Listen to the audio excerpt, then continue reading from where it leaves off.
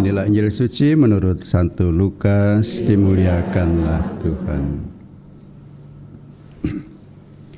Pada suatu hari ketika Yesus sedang berbicara kepada orang banyak, berserulah seorang wanita dari antara orang banyak itu dan berkata kepada Yesus, "Berbahagialah ibu yang telah mengandung dan menyusui engkau."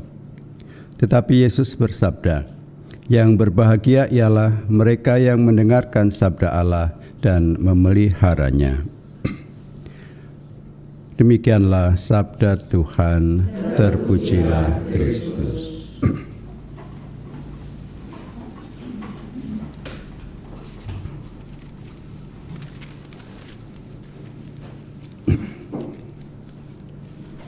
Apa yang mengikat Allah dengan kita?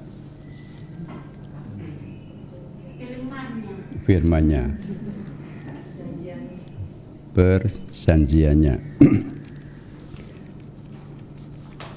Perjanjian yang diucapkan dalam firman ya, supaya tidak salah satu ya. Baik, Allah dan umatnya diikat dalam satu perjanjian yang suci. Dalam perjanjian lama itu isi janji adalah Allah akan menjadi Allah bagi Israel dan Israel menjadi umat dari Allah. Dan itu dimulai dalam diri Abraham ketika dia juga dijanjikan oleh Allah untuk menjadi berkat bagi segala bangsa. Apakah kita mendapat berkat Abraham? Tidak. Dapat ya? Kapan?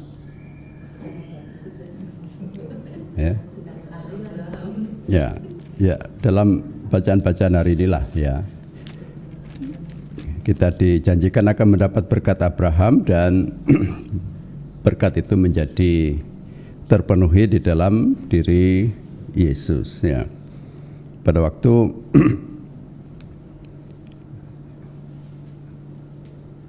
Sarah mengandung Ishak,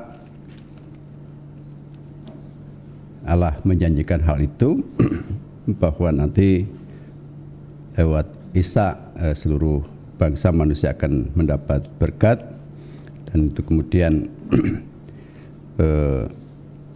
janji itu dipelihara secara turun-temurun sampai pada akhirnya kita semua mendapat perjanjian baru yang bersifat apa?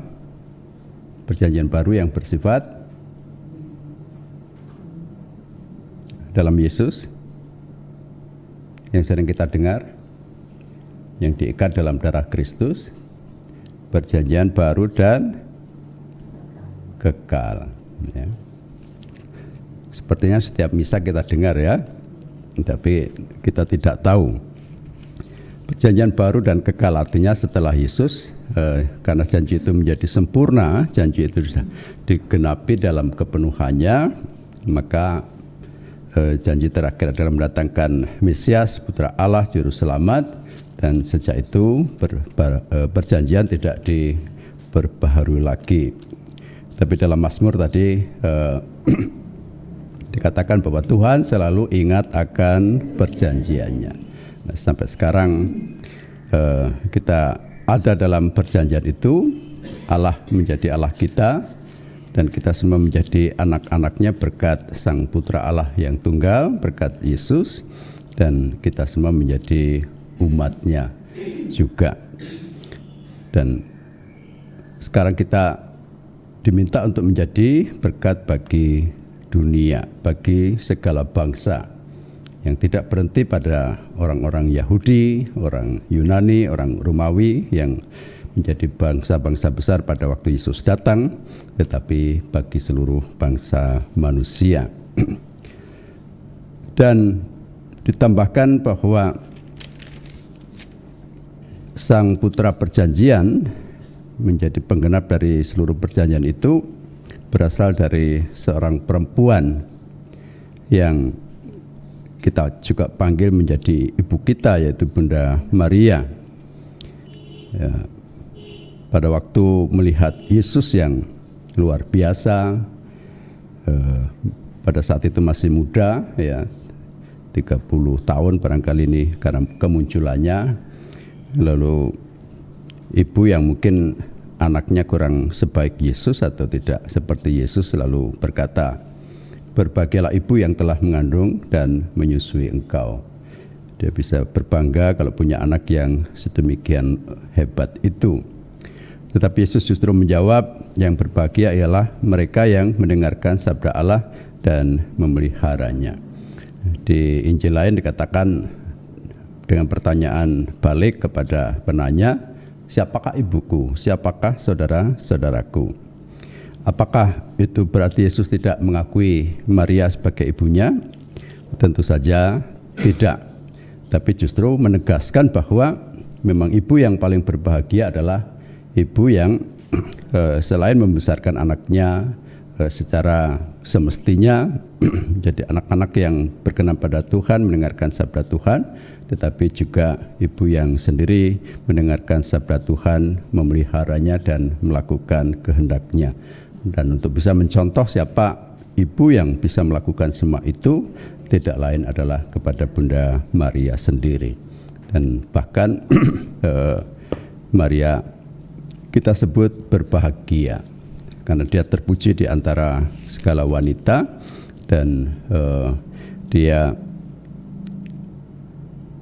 lewat mulut segala bangsa akan disebut yang berbahagia. Maka kebahagiaan kita adalah ketika kita mendengarkan sabda Allah, memeliharanya dan melakukan kehendaknya. Supaya kemudian tidak keliru, kita bisa meneladan dari Bunda Maria. Ada banyak contoh dari Bunda Maria yang bisa kita pelajari, kita hidupi. Nanti pada waktu ngopi rohani, kita akan bicara tentang rosario sebagai senjata zaman now atau zaman sekarang, supaya kita bisa melihat betapa istimewanya tempat Bunda Maria dalam seluruh perjalanan iman kita, iman gereja. Dia disebut sebagai Bunda perantara segala rahmat, sehingga seluruh rahmat yang kita butuhkan juga bisa kita mohon melalui perantaraan Bunda Maria. Kemuliaan pada Bapa dan Putra dan Roh Kudus, seperti pada permulaan, sekarang, selalu, dan sepanjang segala abad. Amin.